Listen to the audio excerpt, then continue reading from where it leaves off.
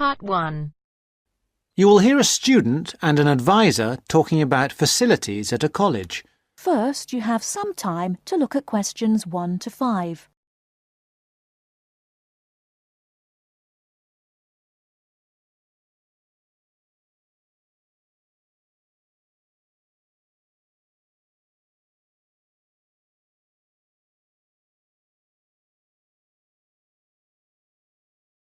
Now we shall begin. You should answer the questions as you listen, because you will not hear the recording a second time. Listen carefully and answer questions 1 to 5. Hi, I wonder if you could help me. I'm starting a course at Glenfield in a few weeks. I was just a bit worried about what facilities there will be and what I'll have to do. I'm especially interested in health and welfare stuff. Certainly. We normally send out a copy of our leaflet, Staying Healthy at Glenfield.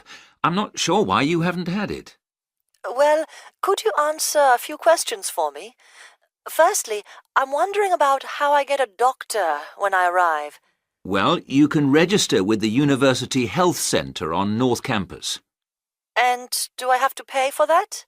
Not to register, but if you have to get medicines, there's a prescription charge of £6.50. Okay. Well, I'm not planning to get ill. That's only going to arise if I have any problems. So, should I just go along when I arrive? That's what we recommend for peace of mind, but it's not compulsory, and if you don't live inside the catchment area, you can't in fact register there. Where do you live? Well, at the moment I'm staying at the Backpackers Hostel in Hill Street, but I will be moving from there shortly, somewhere nearer. Well, there's a map at the centre which shows you the area that the university practice can accept people from. It's what we call the yellow zone. If you live outside that area, you have to find another medical centre to register with. It sounds like I'll only qualify after I move. I think you might be right. Then, in addition to the health centre, there's a free counselling service for all students situated on the North Campus. You don't have to register. They also have drop-in sessions. I say it's free, but that's only for up to 8 sessions. Beyond that, they normally refer people elsewhere. Sounds serious. Well, it's not just for big problems. People go there for advice on housing, workload, whatever, really. They can even arrange financial help. Is it confidential? Absolutely. Then again, a lot of students prefer to phone the Nightline service, which is run from an office on the central campus. They don't really encourage people to drop in. I see. So it's basically a free phone line. The number, if you want to make a note, is 0900 762 5913. I'll say it again. 0900 762 5913. Fine. Well, I hope I won't need any of these. What I will want is access to some gym facilities. Right. Well, you'll find those on the South Campus in the Sports Centre. It's great, but it's not free. You have to present your student card and pay a fee of £22 to get a pass. But that will last you for the whole year. Before you hear the rest of the conversation, you have some time to look at questions 6 to 10.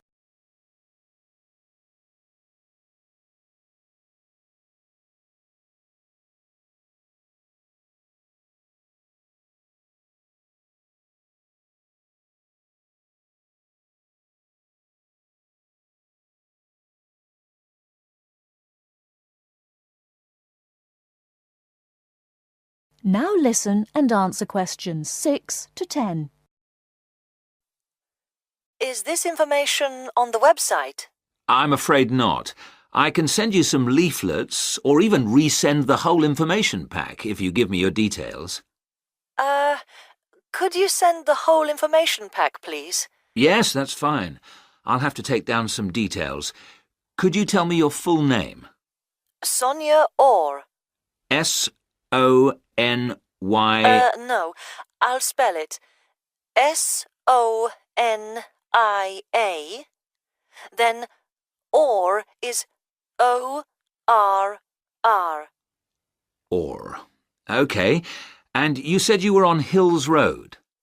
Yes, but don't send it there as I'm about to move. I'll give you my new address, which is 22 Winter Gardens. That's Glenfield.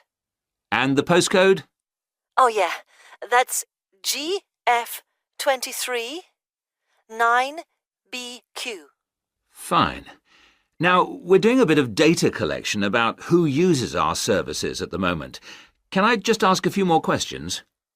Yes, that's fine. OK. If you're an international student, what country are you from? I'm from Switzerland. And how old are you? I'm 24. And finally, which course are you enrolled on? Right, well, that's a bit complicated, since I'm hoping to switch to economics and history. But at the moment... I'm down to do economics and sociology. It's a joint degree. OK, I'll put that. Great. Well, I'll pop the information pack in the post, and you should get it soon. That is the end of part 1. You now have half a minute to check your answers.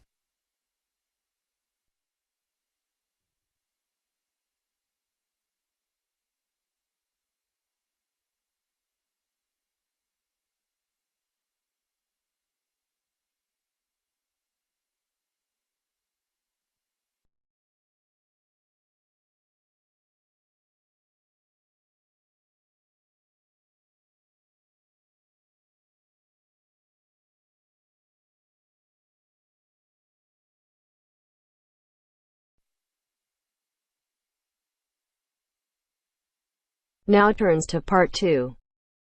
Part 2. You will hear two students talking about a school project. First, you have some time to look at questions 11 to 15.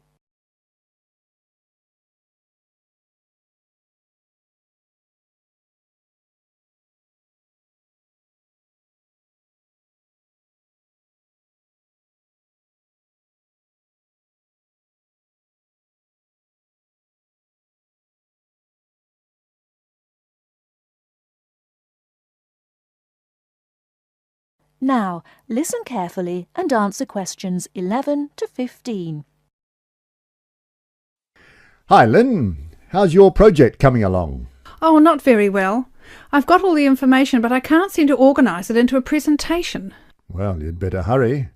You only have one more week. Yes, that's okay. It's just that... Well, why don't you try your presentation on me? Maybe I can help. Oh, really? Great! OK, well, I've chosen solar power for my subject, and I'm going to talk specifically about domestic water heating. You know, like the ones popular in America. I've got some facts here. Oh, that's good. But just start your presentation from the beginning. Oh, right. Well, here we go then. There are many reasons why we should be looking elsewhere for energy sources.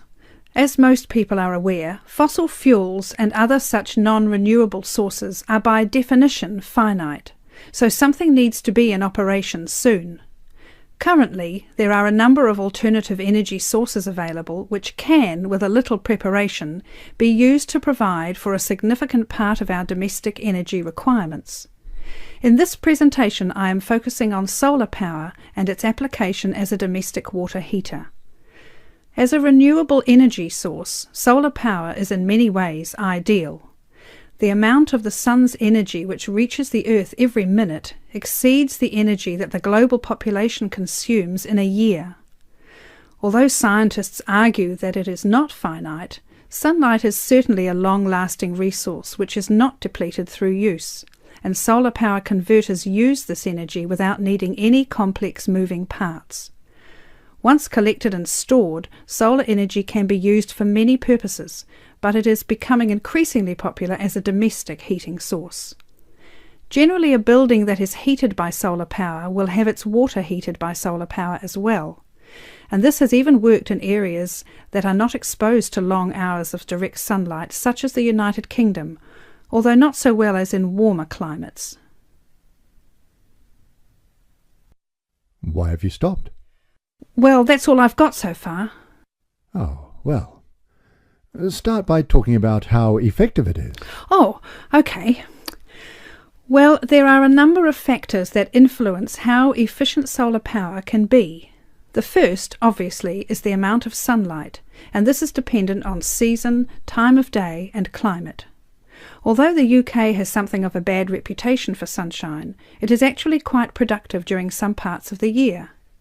Given a sufficient size of solar panel and water storage tank, solar power can provide all of our water heating requirements in June and July, and even provide the majority until October. From October to the end of the year, this figure falls dramatically. December is the least productive, being able to supply less than 5% of the average household's hot water requirement. It is at this point that solar power needs to be supplemented with a more traditional form of heating. From January, solar power becomes more effective at a rate of about 20% per month, although this rise decelerates to around 18% by May.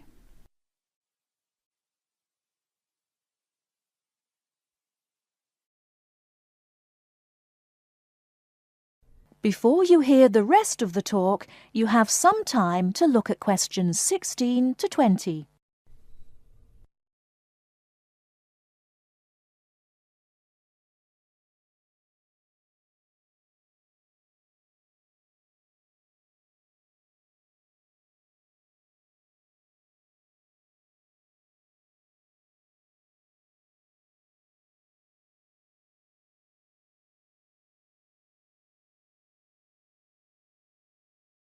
Now listen and answer questions 16 to 20.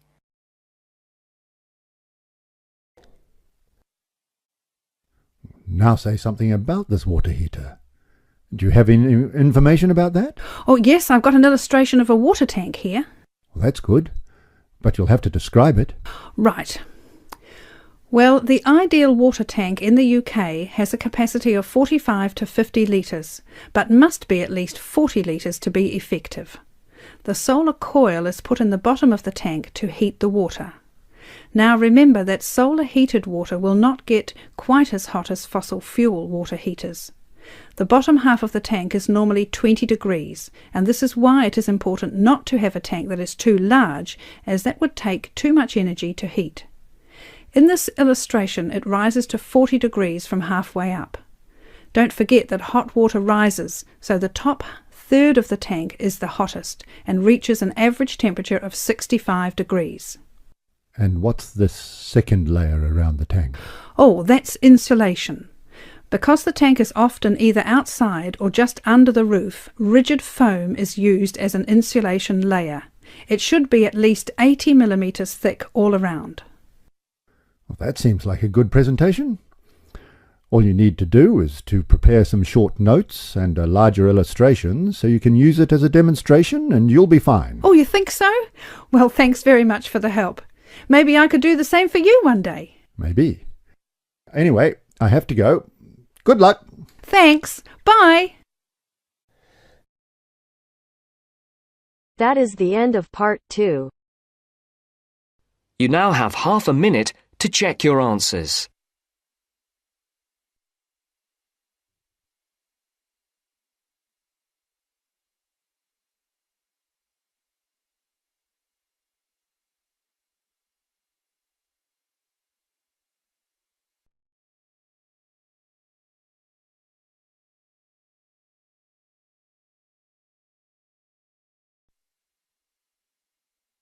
Now turns to part 3.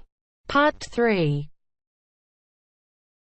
Mr. Jackson, who feels that he is physically unfit, is consulting with his doctor about his health condition.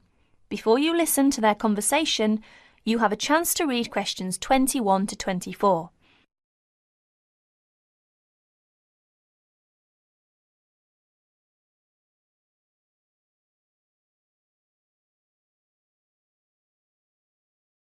Now please listen to the recording and answer questions 21 to 24. Well, Mr. Jackson, the first and important thing I have to tell you is that there is really nothing seriously wrong with you. Physically, that is. My very thorough re-examination and the analyst's report show that basically you are very fit. Yes, very fit. So, why is it, Doctor, that I'm always so nervy, tense, ready to jump on anybody? My wife, children, colleagues. I think your condition has a lot to do with, shall we call it, way of life, habits? Way of life? Habits? Yes, now tell me, Mr. Jackson, you smoke, don't you? Yes, I'm afraid I do, Doctor. And, rather heavily, I imagine. Well, yes. I smoke, about 40, 50 a day, I suppose. You should do your best to stop, you know. Yes, I see. But, well, it won't be the first time. I've tried to give up smoking several times, but it's no good. You see, 50 a day is overdoing it, you must admit. You must cut down at least that. Ah, yes. I know that when you're feeling tense, you probably feel that a cigarette relaxes you. But in the long run, I do advise you to make a real effort to quit smoking. Of course, but, well, it's easy to say give it up or cut it down, but, oh, you know. Well, in my opinion, you have no choice. Either you make a real effort or there's no real chance of your feeling better. You see, well, obviously I could prescribe some kind of tranquilizer, but would that help? I'd prefer, and I'm quite sure you'll agree, I'd prefer to see you really back to normal, not just seemingly so. And that's my reason for asking you several more questions about your other habits. Right. Now you have a chance to read questions 25 to 30.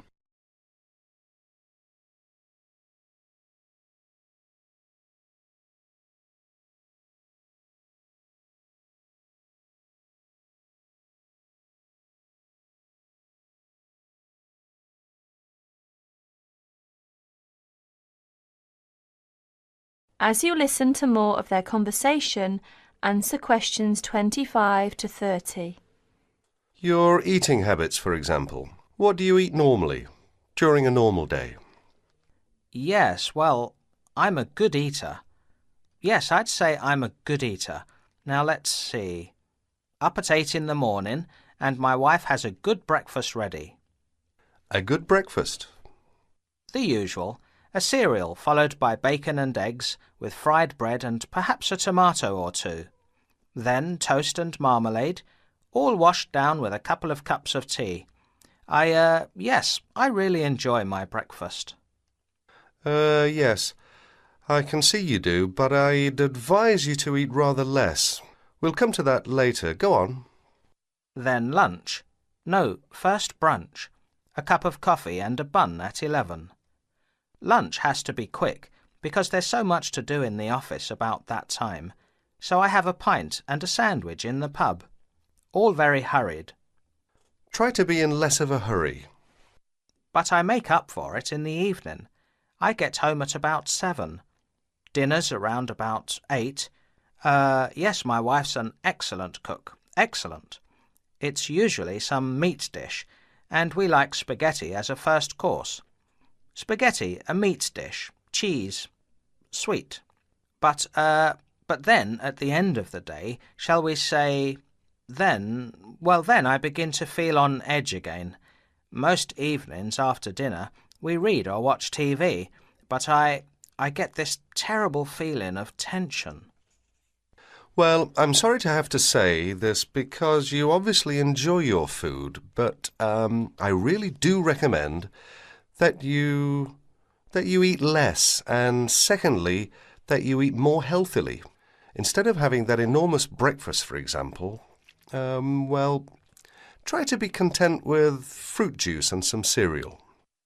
I see, but 11 says right. Well, that's all right, but lunch should be more leisurely. Remember, your health is at stake, not your job. As for dinner, I'd advise you to eat a soup, perhaps, with a salad. A salad followed by some fruit. But my wife's cooking is superb, granted. And she probably enjoys preparing delicious meals for you. If you like, well, I'll have a word with your wife. No, that won't be necessary. Thanks just the same, Doctor, but no.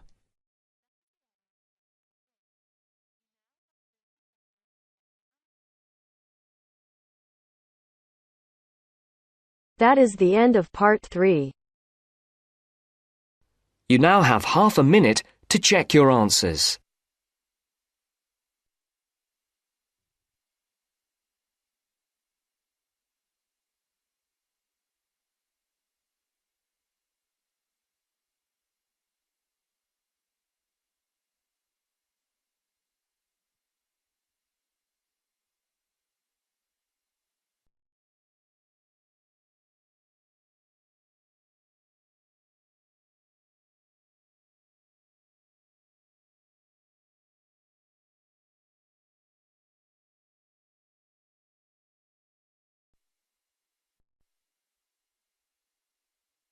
Now turns to part 4. Part 4.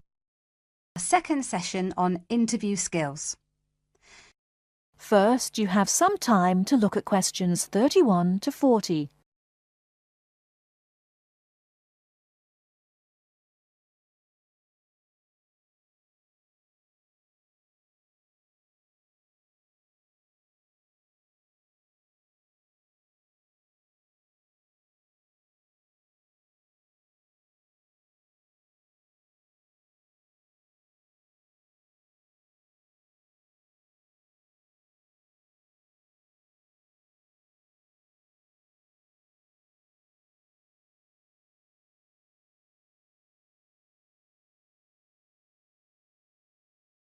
Now listen carefully and answer questions 31 to 40. Hello there everyone, and welcome to our second session on interview skills. Now we have already looked at what to say in the interview and what to wear. So let's consider non-verbal behaviour, or as it is more often called, body language. Believe it or not, research has shown that this is what makes the strongest impression on people we meet. Frequent eye contact is one aspect of body language which goes down very well with interviewers and creates a good impression. Looking at people means that you're sure of yourself and confident.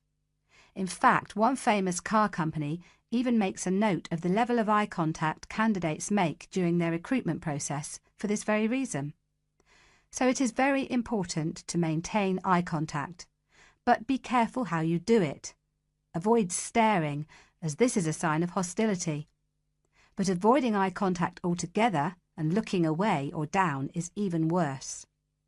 But the general message is maintain that eye contact. Believe me, the eyes have it. Now, along with eye contact, smiling is one of the other important non-verbal actions which say more to the interviewer than any answers you give.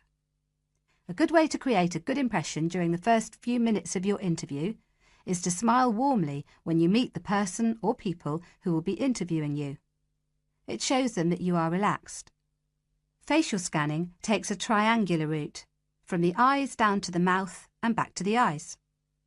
Even when you aren't speaking, an interviewer will be noticing your mouth, so give a relaxed smile whenever you feel it is appropriate. Now, not surprisingly, interviewers pay most attention to a person's face or head during an interview, and they certainly pick up a lot on what they see. Researchers have identified nodding as going down very well with interviewers. This simple gesture shows that you are listening and paying attention. Another useful head gesture is to tilt your head slightly to one side. Now, this reinforces that you are listening well to what the interviewer is saying to you. However, tilting your head back isn't such a good idea, as this signals arrogance, and drooping your head forward indicates that you are lacking in confidence. And as we all know, that is exactly the opposite of what an interviewer wants to see. So the message is, mind your head.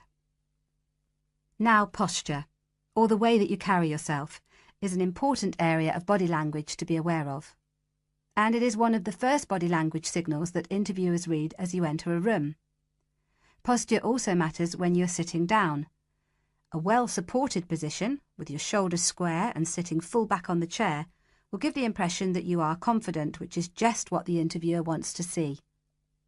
I once interviewed a candidate who perched right on the edge of her chair throughout. I kept feeling that she was about to run out of the room in terror. However, occasionally leaning forward slightly when the interviewer is speaking reinforces the message that you are keen and interested, as well as showing the interviewer that you're actually listening to what they are saying. But don't overdo it by leaning too far forward. That can be a bit distracting for the interviewer. Now, we all tend to use our hands to gesture, especially when we are explaining something or as we become involved in what we are saying. This is fine. It shows that we are keen and perhaps even excited about something. However, what can work against someone at an interview is when they fidget. This kind of moving about is, of course, what we do when we are nervous, and fidgeting can be very distracting to watch. So if this is a problem for you when you get nervous, it is a good idea to practice sitting with your hands gently resting in your lap or on the arms of the chair. Try not to fold your arms though, as this tends to look uncomfortable or hostile. But whatever movements you make, be careful with your hands. They need to be kept well away from your mouth, head or face. In fact, experts say that when a hand flies up to or over a person's mouth, it implies that the person is worried or wound up about something. For most of us, staying calm in an interview situation is a challenge, so putting in a bit of practice in advance will help. So, to end with, here are a couple of suggestions on how to improve our body language. A good idea is to choose a role model, such as an actor or fictional character, or a public figure or someone you know. Then sit calmly and imagine that you are this person.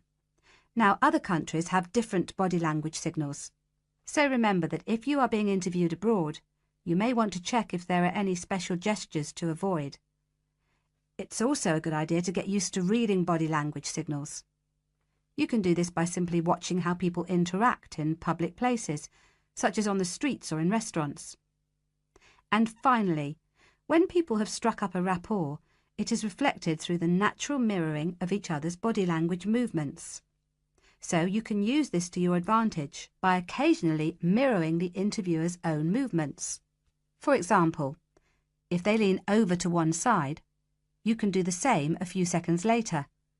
It helps to create a special effect known as similar to me. But don't do it too often or the interviewer will notice. Now, any questions before we move on to interview listening skills? That is the end of part 4. You now have half a minute to check your answers.